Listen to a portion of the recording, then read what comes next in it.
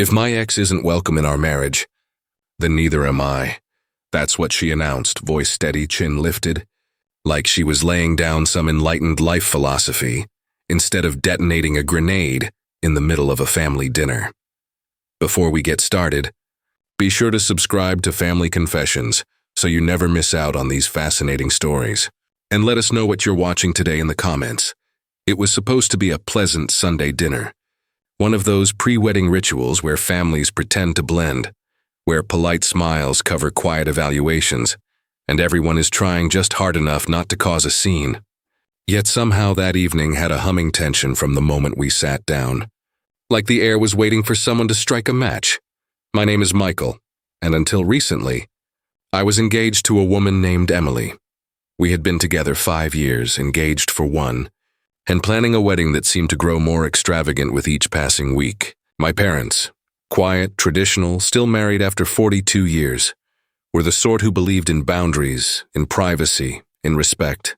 Emily's parents, well, they were different. Retired therapists who worshipped at the altar of emotional fluidity, who believed personal boundaries were cages created by repressed minds. Their house smelled like herbal tea, sandalwood, and self-congratulation. And then there was Aaron, Emily's ex, her soul friend, as she once called him without a trace of irony. A man who had glided through every stage of our relationship like he held a permanent backstage pass to her life. Holidays, he was there. Birthdays, front row seat. Random Tuesday movie nights? Somehow he'd be on the couch eating popcorn like he belonged. He had a key to her parents' house and, if we're being honest, might as well have had one to our relationship. I tried to be reasonable. I wasn't jealous, truthfully, I'm not wired that way. But there are relationships, and then there are attachments masquerading as friendships. And this was something else entirely. When I raised concerns, I was met not with understanding, but with smirks and long lectures about insecure, masculinity, and fear-based relational models. They spoke like they were professors and I was failing their modern love philosophy course. I let a lot slide, more than I should have. Some people stay for love. I stayed because I needed to know what was underneath all that pretty language and progressive posturing. I needed to see the truth of her, not the curated Instagram version. That night came. We were finishing dessert when my mom, soft-spoken, but sharp when she needs to be, looked at the seating chart spread on the table. She squinted, gentle as ever. "Emily, sweetheart," she said, tapping her finger lightly. "I notice Aaron is seated at the family table, next to your uncle. I just wondered if perhaps he might feel more comfortable at the friends' table instead." The temperature in the room dropped so fast I swear the windows fogged. Emily's mother froze mid-bite. Her father inhaled like he was preparing to administer emotional CPR. And Emily, my Emily, turned a shade of red that did not signal embarrassment, but offense. "My mother is only thinking of appearances," I said quickly, trying to soften the landing.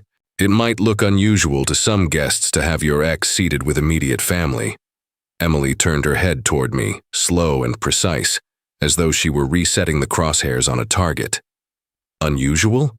she repeated, each syllable dipped in ice. "The only thing unusual here is this outdated mindset. Aaron isn't an ex, he is family.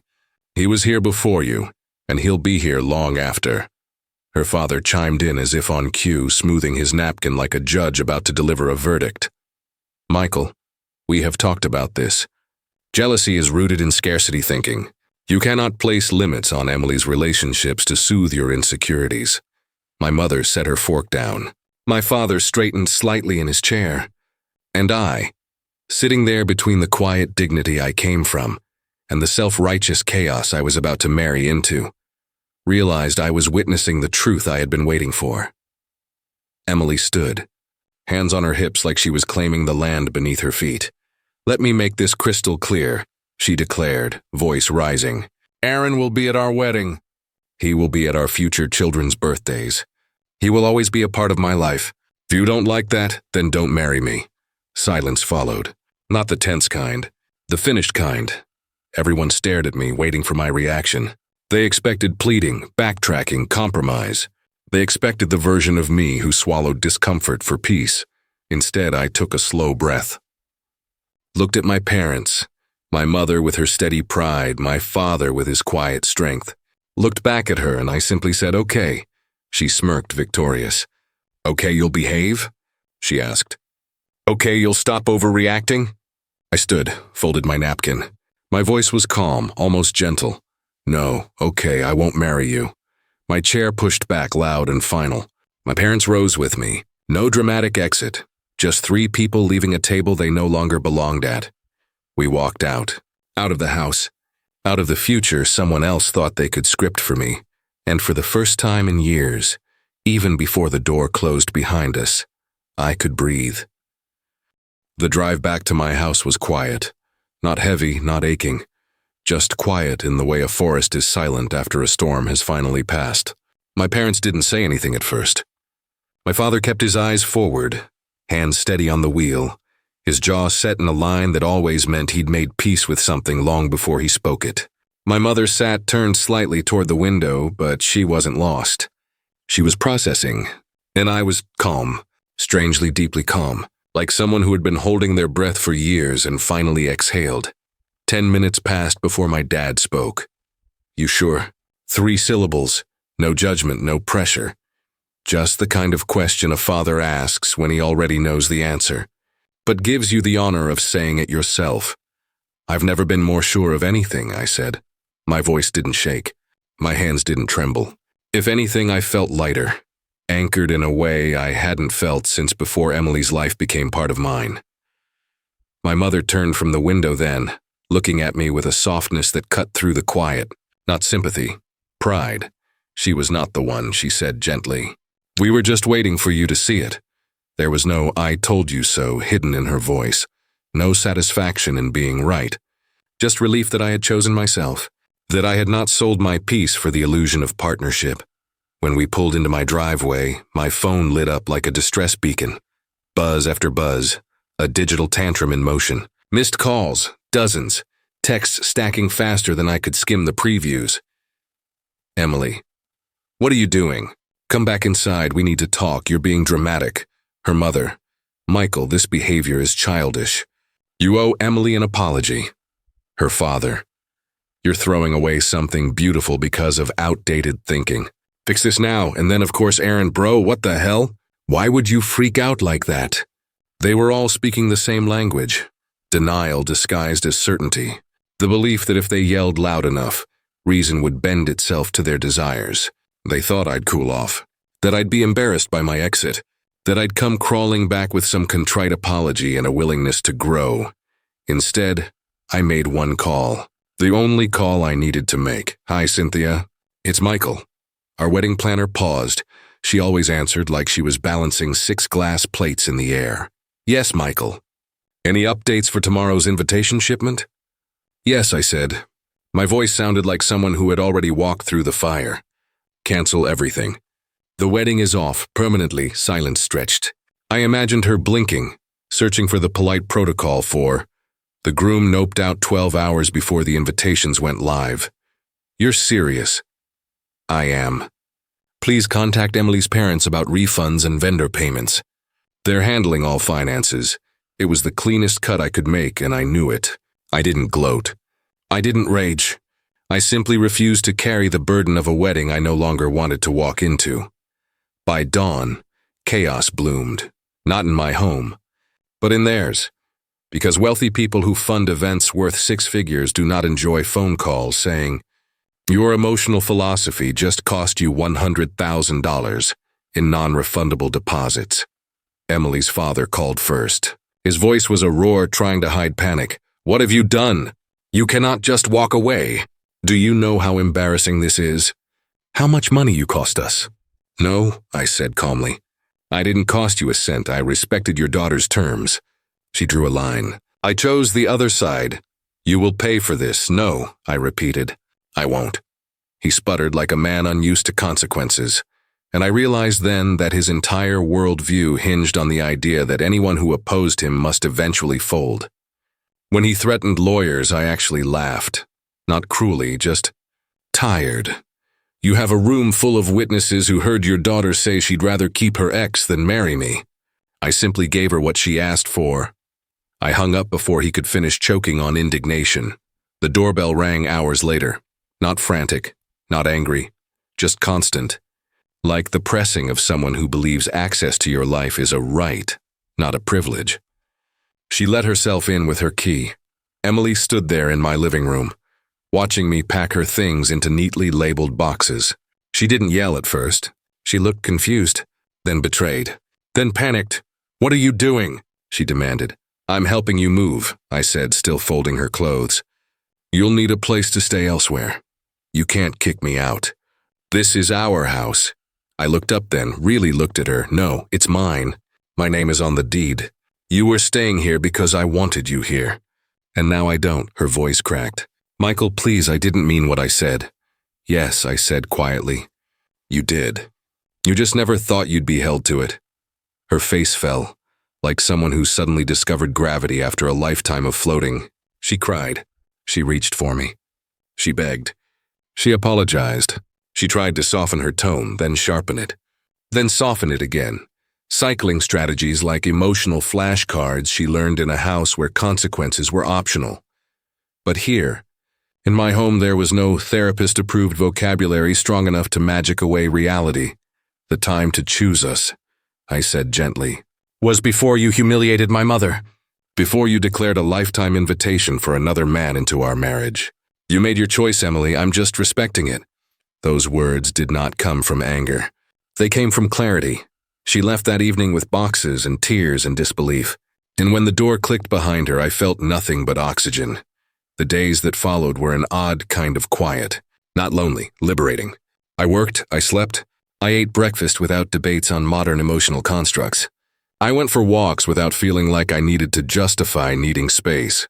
And for the first time in years, my life belonged entirely to me. Her family raged, her friends sent passive-aggressive messages, and Aaron went suspiciously silent. But none of it touched me. Not really. Because once you choose yourself over chaos, noise becomes background hum. And somewhere in that peaceful quiet, I realized something simple. I hadn't walked away from love. I had walked away from a life where love was conditional, performative, and constantly negotiated. I walked back into myself. 30 days. That's how long it took for everything Emily believed was permanent to crumble. Not because I wished it on her, but because life has a way of introducing reality to people who've spent their entire lives outrunning it. Her family, accustomed to emotional theatrics without tangible fallout, finally met something they couldn't therapize away. Money leaving their bank account, nearly $100,000 in deposits and fees, gone. Reputation among their affluent social circle, fractured. For years, they floated through life cushioned by wealth and ideology, convinced consequences were only things that happened to other people. But now their curated bubble burst, and suddenly it wasn't my insecurities or traditional mindset costing them peace. It was their arrogance. Rumors started circulating faster than champagne at one of their brunches. Some guests whispered that I snapped. Others said Emily had pushed too far. A handful, the honest ones, just shrugged and admitted they saw this coming months ago. Because truth, like water, always finds its way through cracks. Meanwhile, I wasn't hiding, licking wounds, or replaying conversations in my head. I was breathing, sleeping deeply for the first time in years, rediscovering old hobbies, reconnecting with friends who had drifted, not because they disliked me, but because they disliked the version of me she shaped. 2 weeks after everything collapsed, I booked a flight to Europe, alone, a trip I had wanted for years but postponed, because Emily preferred enlightening retreats with her ex and sacred connection circles instead of museums and architecture. I walked ancient streets, drank coffee at sidewalk cafes, stood in cathedrals. So quiet I swear I heard my life reset. When I came home, I wasn't returning to loneliness, I was returning to peace, real, tangible, undeservedly rare peace. Business was good too, better than good. Opportunities came. Doors opened and my work, my craft became my anchor again. I poured myself into restoring a historic theater downtown, a passion project that became the crown jewel of my career. When the grand reopening happened, lights glowing, applause echoing, I felt proud. Whole myself. Months passed. Emily faded into a memory. She tried launching a life coaching business, but inspiration doesn't pay for website hosting. Eventually, I heard she moved back home. Her parents forced to sell their sprawling house and downsize after some of her father's creative investments tanked. Aaron? Gone, of course he was. Some people only orbit you when your life is bright enough to reflect on them. I didn't date at first. Not because I was bitter, but because I finally liked being alone. And when I eventually did meet someone, it wasn't dramatic or intense or surrounded by philosophical jargon. Her name is Samantha, a physician, smart, warm, grounded, the kind of woman who listens, not lectures, who respects boundaries instead of weaponizing them. Her family welcomed me with loud voices and louder laughter. Italian warmth replacing the old silent judgment I once inherited at dinner tables. With her, things didn't feel performative or fragile. There were no ultimatums disguised as empowerment, no tests disguised as growth. Just two people building, choosing, showing up because they wanted to, not because they needed to prove they could. A little over a year after that infamous dinner, life felt balanced again. And then fate decided to add a coda. At a charity gala, the kind where champagne flows, and people pretend they aren't silently comparing outfits. I was standing with Samantha when I saw her. Emily, not in a gown, not dripping pearls and superiority, but in a black apron, carrying empty plates toward the kitchen. She saw me, and she saw Samantha, laughing, confident, standing close, not out of possession, but comfort. For a single second, just one, Emily's face cracked, the polished resentment slipped, and I saw regret. Not the kind born from missing love, but the kind born from realizing life doesn't bend around you forever. She turned away quickly, disappearing through swinging doors before I could decide whether to look away or acknowledge her. And standing there, watching the door fall shut, I felt nothing, not triumph, not vindication, not spite, just closure. Because losing someone who expected me to shrink to make space wasn't a loss. It was a release, and the life I had stepped into. It wasn't a rebound. It wasn't a victory lap. It was simply mine, built by choice, protected by boundaries. Shared only with those who understood that love grows in respect, not in demands. Someone once told me heartbreak shapes you. Maybe that's true. But sometimes it doesn't break you. It frees you. And some ultimatums aren't tragedies, they're invitations. Invitations to walk away, close the door gently, and build the life you were always meant to live.